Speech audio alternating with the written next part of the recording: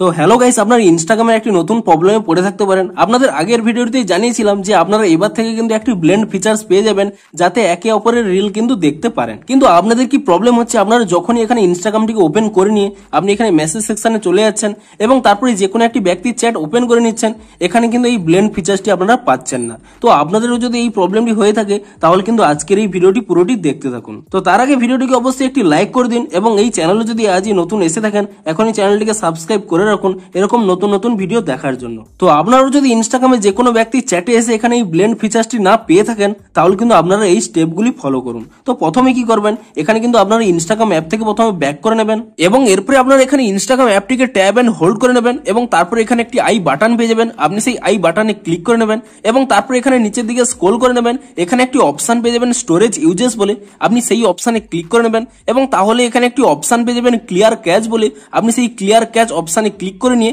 ইনস্টাগ্রামের ক্যাচ ফাইলটিকে ক্লিয়ার করে নেবেন এবং তারপরে আপনারা এখান থেকে ব্যাক করে নেবেন এবং তারপরে আপনারা এখানে আপনাদের মোবাইলে থাকা প্লে স্টোর অ্যাপটিকে ওপেন করে নেবেন এবং প্লে স্টোর অ্যাপটিকে ওপেন করে নিয়ে আপনি এখানে সার্চ করে নেবেন ইনস্টাগ্রাম বলে এবং ইনস্টাগ্রাম বলে সার্চ করে নিয়ে আপনি এখানে চেক করে নেবেন যে ইনস্টাগ্রামের কোনো নতুন আপডেট এসেছে নাকি। যদি ইনস্টাগ্রামের কোনো নতুন আপডেট এসে থাকে আপনি কিন্তু তৎক্ষণাৎ ইনস্টাগ্রামটিকে নতুন ভার্সনে আপডেট করে নেবেন এবং ইনস্টাগ্রাম অ্যাপটিকে নতুন ভার্সনে আপডেট করে নেওয়ার পরে তারপরে আপনারা এখান থেকে ইনস্টাগ্রাম অ্যাপটিকে ওপেন করে নেবেন এবং ইনস্টাগ্রাম অ্যাপটিকে ওপেন করে নিয়ে আপনি পুনরায় এখানে মেসেজ সেকশনে চলে যাবেন এবং তারপরে যে কোনো একটি ব্যক্তির চ্যাট ওপেন করে নেবেন এবং তাহলেই দেখবেন আপনাদের কিন্তু এখানে ব্লেন্ড ফিচার্সটি চলে আসবে। কিন্তু তবুও যদি আপনাদের এখানে এই ফিচার্সটি না এসে থাকে তাহলে কি করবেন, আপনারা কিন্তু এখানে একটি স্ক্রিনশট নিয়ে নেবেন এবং স্ক্রিনশটটি নিয়ে নেওয়ার পরে আপনারা কিন্তু এখান থেকে ব্যাক করে নেবেন এবং পুনরায় ব্যাক করে নিয়ে এখানে হোম পেজে চলে আসবেন এবং তারপরে আপনারা এখানে নিচের ডান কোণে মাই অ্যাকাউন্টে ক্লিক করে নেবেন এবং তারপরে এখানে উপরের ডান কোণে 3 লাইন পেয়ে যাবেন, আপনি সেই 3 লাইনে ক্লিক করে নেবেন এবং তারপরে আপনারা একেবারে নিচের দিকে স্ক্রল করে নেবেন, এখানে একটি অপশন পেয়ে যাবেন হেল্প বলে,